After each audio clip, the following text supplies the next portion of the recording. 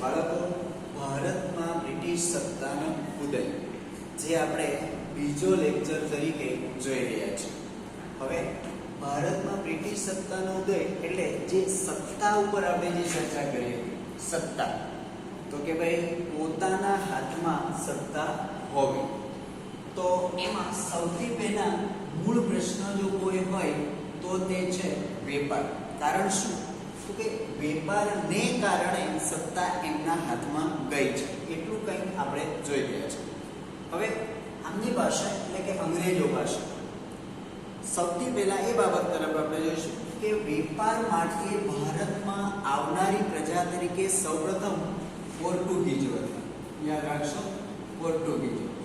અને આ જે પોર્ટુગીઝો છે એ પોર્ટુગીઝો સૌથી પહેલા આવ્યા હતા અને એને જે વેપારી વૃત્તિ જે વધારી, એ વેપારી વૃત્તિને કારણે ખૂબ જ ધન પ્રાપ્ત કર્યું. અને ખૂબ જ ધન પ્રાપ્ત કરવાને કારણે ધીરે ધીરે એણે કેટલાક વેપારી મથકો તરીકે સ્થાપ્યા. દાખલા તરીકે અહીંયા જોઈશું તો કે ભાઈ એમની પાસે દીવ, દમણ અને ગોવા, મછલીપટ્ટનમ જેવા સ્થળો તૈયાર થયા. અને જે એમના માટે એક વેપારી કોઠી તરીકે હતી. એટલે કે અહીં જ એ લોકો, વેપારી કોઠી એટલે શું? તો કે અહીં જ એ લોકો વેપાર પણ કરતા અને વેપાર માટેનું એક ચોક્કસ સ્થળ પણ તૈયાર કર્યું. ધીરે ધીરે વેપારી કોઠી તરીકે સ્થાપના થયા પછી તે પોતાની સત્તા વધારતા ગયા. એ રીતે પોર્ટુગીઝોને જોઈને અંગ્રેજો ભારતમાં આવે છે. આપણે અહીં મૂળ બાબત શું જોવાની છે? બ્રિટિશરો એટલે કે અંગ્રેજો જે છે એ અંગ્રેજો પોતાની જરૂરિયાત વેપારને સમજે છે અને ક્યાં આવે છે? ભારત આવે છે. હવે બને છે એવું કે ભાઈ અંગ્રેજો જે છે એ અંગ્રેજો ઈસવીસનની 1600માં, યાદ રાખશો, 1600માં સૌપ્રથમ બ્રિટિશ ઈસ્ટ ઇન્ડિયા કંપની સ્થાપે છે. બ્રિટિશ ઈસ્ટ ઇન્ડિયા કંપની શેના માટે સ્થાપવામાં આવી? તો કે વેપાર કરવા. અને જેને પરવાનગી કોણ આપે છે?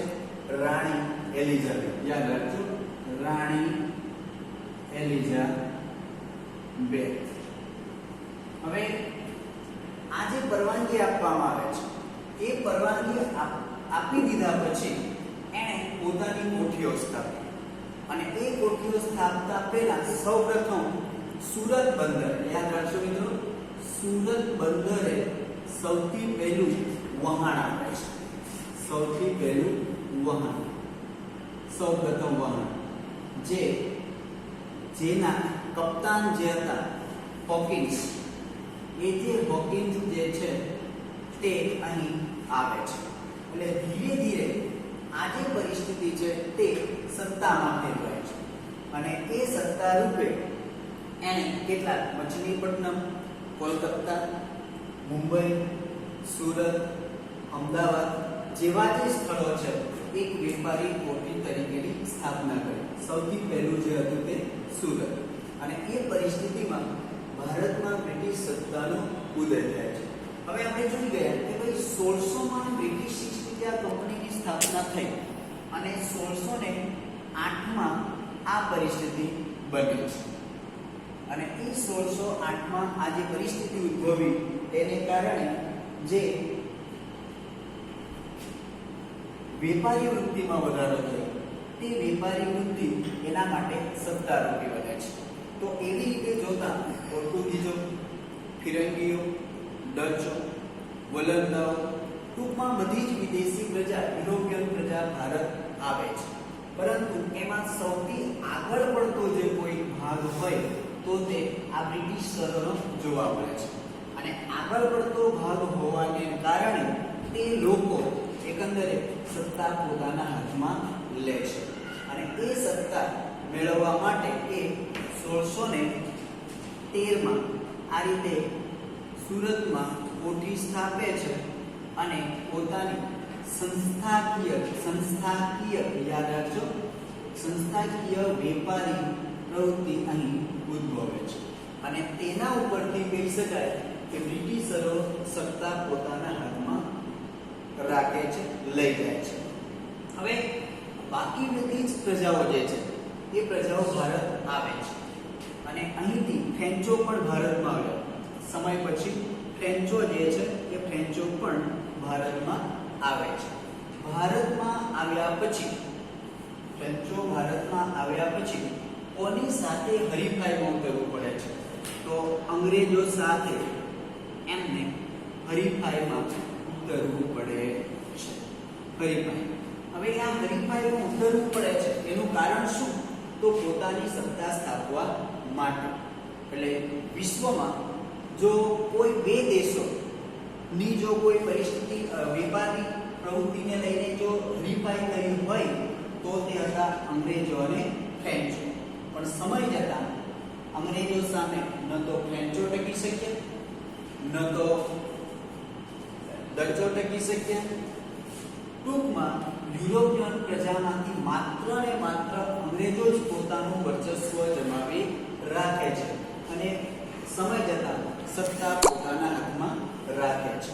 અને આ રીતે વેપારી આગમન તરીકે આવનારી પ્રજામાં અંગ્રેજો સૌથી આગળ પડતો ભાગ ભજવે છે. માટે કહી શકાય કે ભારતમાં યુરોપિયન પ્રજા તરીકે આગમન એ ઘણું જોવા મળે છે અંગ્રેજો.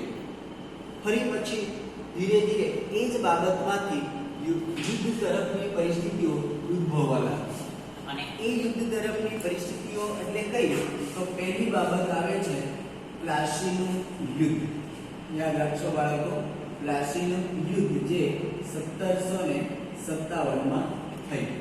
હવે આપણે જોઈ શકીએ છીએ કે પ્લાસીનું યુદ્ધ જે હતું તેમાં મૂળ પ્રશ્ન શું હતો?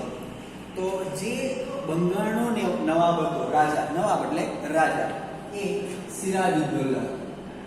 સિરાજઉદ્દૌલા એકંદરે ઉતાવળા સ્વભાવનો વ્યક્તિ હતો અને ઉતાવળા સ્વભાવનો વ્યક્તિ હોવાને કારણે તેના રાજ્યમાં જ તેના કેટલાક શું હતા? દુશ્મનો હતા. અને એ દુશ્મનોને કારણે તે કેટલીક ઉતાવળા પગલાંને લઈને એનો વિરોધ કરે છે. એ વિરોધમાં સૌપ્રથમ તો એનો જે સેનાપતિ હતો એ સેનાપતિ મીર જાફર હતો. અને એ મીર જાફર પોતે જ અંગ્રેજોની જે કૂટનીતિ હતી, એટલે કે એક પ્રકારની કૂટનીતિમાં એને ફસાવવાની જે હતી એ સંઘર્ષમાં સામેલ કરવામાં આવે છે. હવે આ મીર જાફર સેનાપતિ હતો, એ પોતે જ એનો શું કરે છે? કૂટનીતિનો ભોગ બને છે. અને અંતે જે રોબર્ટ ક્લાઇવ જે છે, રોબર્ટ ક્લાઇવ એને પોતાના કૂટનીતિમાં ફસાવે છે અને એને એટલે કે મીર જાફરને રાજા બનાવવાની લાલચ આપે છે. એ લાલચને કારણે મીર જાફર યુદ્ધમાં જાણી જોઈને શું થાય છે? હારી જાય છે. હવે યુદ્ધમાં હારી ગયા પછી એ રોબર્ટ ક્લાઇવ જે છે એ રોબર્ટ ક્લાઇવ જાણી જોઈને એમની પાસેથી વધુ ધન કમાવાનો એક પ્રશ્ન તૈયાર કરે છે. હવે એ પરિસ્થિતિ કેવી રીતે ઊભી થઈ? તો કોલકાતા જે છે એ કોલકાતામાં કિલ્લેબંધી કરવામાં આવી. કિલ્લેબંધી. હવે કિલ્લેબંધી એટલે શું? તો કે અંગ્રેજોને સામાન્ય રીતે અહીંયા વેપારની પરવાનગી આપવામાં આવી અને એ પરવાનગી આપવાને કારણે એ કલકત્તામાં કિલ્લેબંધી થઈ, જે રાજા એટલે કે સિરાજઉદ્દૌલાની પરવાનગી વગર જ કિલ્લેબંધી કરી હતી. જેને કારણે સિરાજઉદ્દૌલાએ કોલકાતાની કિલ્લેબંધીને શું કરી? તોડી નાખી. અને એની મદદ કરવા માટે ચેન્નઈથી રોબર્ટ ક્લાઇવ નાનકડું એક સૈન્ય મોકલે છે. હવે આ નાનકડું સૈન્ય શા માટે મોકલવામાં આવ્યું? તો કોલકાતામાં જે કિલ્લેબંધી નાખી હતી તેના માટે.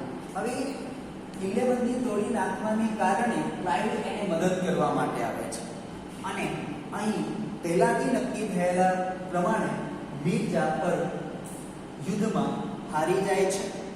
આ બાજુ સિરાજુદ્દૌલા જે નવાબ તરીકે રાજા તરીકે છે તે શું થાય છે, હારે છે અને પ્લાસીના યુદ્ધનું જે પરિણામ આવવું જોઈએ તે હારેલો સાબિત થાય છે અને અંગ્રેજ એટલે કે બ્રિટિશ ઈસ્ટ ઇન્ડિયા કંપની જે છે એ બ્રિટિશ ઈસ્ટ ઇન્ડિયા કંપની શું થાય છે, આ તરફ જીતે છે.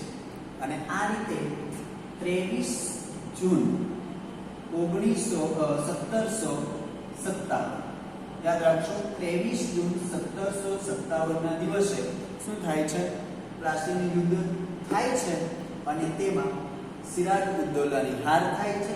ઈસ્ટ ઇન્ડિયા કંપની જે છે ઈસ્ટ ઇન્ડિયા કંપનીની જીત થાય છે. હવે એનાથી શું ફાયદો, ત્યારે પ્રશ્ન તરીકે આપણને પૂછે કે ભાઈ એનાથી પરિણામ શું આવ્યું, તો આપણે લખી શકીએ કે ભાઈ તેના કારણે અંગ્રેજો માટે એક મહત્વનો સત્તાનો પાયો નંખાયો, સત્તાનો પાયો નંખાયો એમ કહી શકાય. ધ્યાન આપશો, અંગ્રેજો માટે સત્તાનો પાયો નંખાયો અને એની સાથે સાથે એને એક બીજી મહત્વની બાબત મળી અને તે હતી 24 પરગણાની જાગીર. 24 પરગણાની જાગીર. હવે તમે સમજી શકો છો કે ભાઈ સત્તા પોતાના હાથમાં આવતી ગઈ, બાકી બધા જ વિદેશી કે યુરોપિયન પ્રજાઓ આવે છે, પણ એમાં સત્તા કોના હાથમાં જાય છે, તો કે અંગ્રેજોના. અને 24 પરગણાની જાગીર એટલે શું, તો એવી પરિસ્થિતિ કે એવી બાબત જાય છે કે એક પરગણું એટલે સામાન્ય રીતે એક ગામ જેટલો વિસ્તાર, અને એ ગામ જેટલો જે વિસ્તાર છે તે વિસ્તારને લઈને 24 પરગણાની જાગીર જે છે તે એકંદરે કોના હાથમાં જાય છે, અંગ્રેજોના હાથમાં જાય છે. એટલા માટે કહી શકાય કે અંગ્રેજોના હાથમાં ગયેલી જે સત્તા છે એ હવે ચોક્કસ રીતે પોતાના આધિપત્ય એટલે કે નિયમ હેઠળ એ જીવે છે અને ઉપયોગ કરે છે. આ રીતે પ્લાસીનું યુદ્ધમાં કહી શકાય કે અંગ્રેજોને સત્તાના પાયો નંખાયો કયો કહેવાશે અને 24 પરગણાની જાગીર મળી એમ કહેવાશે. ફરી પાછી આ પરિસ્થિતિને કારણે બીજી એક પરિસ્થિતિ બાબત ઉદ્ભવવા લાગી અને તે હતી બક્સર. હવે બક્સરનું યુદ્ધ જે છે તેનાથી કઈ પરિસ્થિતિ એની સાથે ઉદ્ભવી શકે, તો એના ઉપરથી આપણે કંઈક સમજી શકીએ છીએ. તો ધ્યાન આપશો, બક્સરનું યુદ્ધ જે છે એ બક્સરનું યુદ્ધમાં આપણે જોઈ ગયા તે પ્રમાણે સિરાજુદ્દૌલા હવે આ એક રાજા તરીકે હયાત નથી, તો એની જગ્યાએ કોને નિયમ પ્રમાણે રાજા બનાવવામાં આવ્યો, મીર જાફર. મીર જાફરને રાજા બનાવવામાં આવ્યો. મીર જાફરને રાજા બનાવવામાં આવ્યો એ પુષ્કળ પ્રમાણમાં જુદા જુદા બહાના હેઠળ એની પાસેથી તે પ્રદેશમાંથી ધન કમાઈ લીધું. હવે આ જે કંઈ ધન કમાઈ લીધું છે તેનો ઉપયોગ પોતાના હિત માટે હતો. હવે સમય એવો આવતો જાય છે કે મીર જાફર આનાથી કેટલીક પરિસ્થિતિથી વાકેફ બનતો ગયો, એટલે એની જગ્યાએ ફરી પાછી લાલચ આપીને મીર કાસિમ, યાદ રાખશો, મીર કાસિમને બંગાળના નવાબ બનાવી દેવામાં આવે છે. મીર જાફરની જગ્યાએ મીર કાસિમ. મીર કાસિમને નવાબ બનાવી દેવામાં આવ્યો એટલે એની જે મહત્વકાંક્ષા એટલે મારું પણ, મારા કહેવા પણ જે કંઈક પરિસ્થિતિ પ્રમાણે હતું તે મીર કાસિમ પોતે મહત્વકાંક્ષિતાને કારણે એટલે ફરી મીર કાસિમની જગ્યાએ મીર જાફરને નવાબ બનાવવામાં આવે છે. બાળકો સમજો, બક્સરના યુદ્ધમાં રાજા તરીકે મીર જાફરને નીમવામાં આવે છે. એ ધન કમાઈ લીધા પછી પોતે એને લાલચથી દૂર કરી દેવામાં આવે છે. એની જગ્યાએ મીર કાસિમને નવાબ બનાવવામાં આવે છે. એને ફરી ઉથલાવી દેવામાં આવે છે અને ફરી જાફર નવાબ બને છે. એ નવાબ બન્યા પછી ધ્યાન રાખજો, મીર કાસિમ નવાબ બને, મીર જાફર નવાબ બન્યા પછી પરિસ્થિતિ એવી ઉદ્ભવે છે કે મીર જાફર અને મીર કાસિમ બંને ભેગા મળી અને ત્રીજો જો કોઈ વ્યક્તિ હોય એ અવધના રાજા, અવધ એટલે અયોધ્યા, અયોધ્યા ના જે રાજા છે મુગલ બાદશાહ, એ રાજાની મદદ લેવામાં આવે છે. એટલે અહીંયા આ ત્રણેય યાદ રાખશો, ત્રણેય સંયુક્ત સેના, યાદ રાખો ત્રણેય સંયુક્ત સેના. એમ કે અહીંયા ત્રણ સેનાઓ શું થાય છે, ભેગી થાય છે અને ત્રણેય સંયુક્ત સેના જે છે એ ત્રણેય સંયુક્ત સેના આમની સામે લડત ઉપાડે છે, અંગ્રેજ સરકાર સામે, કંપની ઈસ્ટ ઇન્ડિયા કંપની સામે. એ પરિસ્થિતિ એવી બને છે કે ત્રણેય સંયુક્ત સેના પણ હારી જાય છે સાથે મળીને, અને ઈસ્ટ ઇન્ડિયા કંપની જે છે એ કંપની ફરી પાછી જીતે છે. એનો મતલબ શું થયો કે ત્રણેય સંયુક્ત સેના હારી જાય છે, કંપની ફરી જીતે છે અને એના કારણે જે 22 ઓક્ટોબર 1764 માં આ જે બક્સરનું યુદ્ધ જે છે એ બક્સરનું યુદ્ધ થાય છે. 22 ઓક્ટોબર 1764 અને તેને કારણે ફરી પાછું અહીંયા અંગ્રેજોને સત્તા મળી, 24 પરગણાની જાગીર મળી. તેવી રીતે અહીંયા એને શું પ્રાપ્ત થાય છે તો કે દીવાની સત્તા પ્રાપ્ત થાય છે. ખાસ ધ્યાન આપશો, દીવાની સત્તા. હવે આ દીવાની સત્તા શું છે તો જે દીવાની સત્તા છે તે એકંદરે 3 રાજ્યો આધારિત પ્રાપ્ત થાય છે, પશ્ચિમ બંગાળ, ઓરિસ્સા અને બિહાર. બાળકો હાલે ત્રણેય રાજ્યો અલગ છે, તે સમયે એક જ રાજ્ય તરીકે હતું અને એ ત્રણેય રાજ્યોમાં અંગ્રેજો માટે દીવાની સત્તા જે કહી શકાય તે તેના માટે શું હતી, પ્રાપ્ત થઈ. એટલે આપણે ધ્યાન રાખી શકીશું કે પ્રાચીન યુદ્ધમાં સત્તાનો પાયો નંખાય છે અને 24 પરગણાની જાગીર મળે છે અને બક્સરના યુદ્ધમાં દીવાની સત્તા પ્રાપ્ત થાય છે.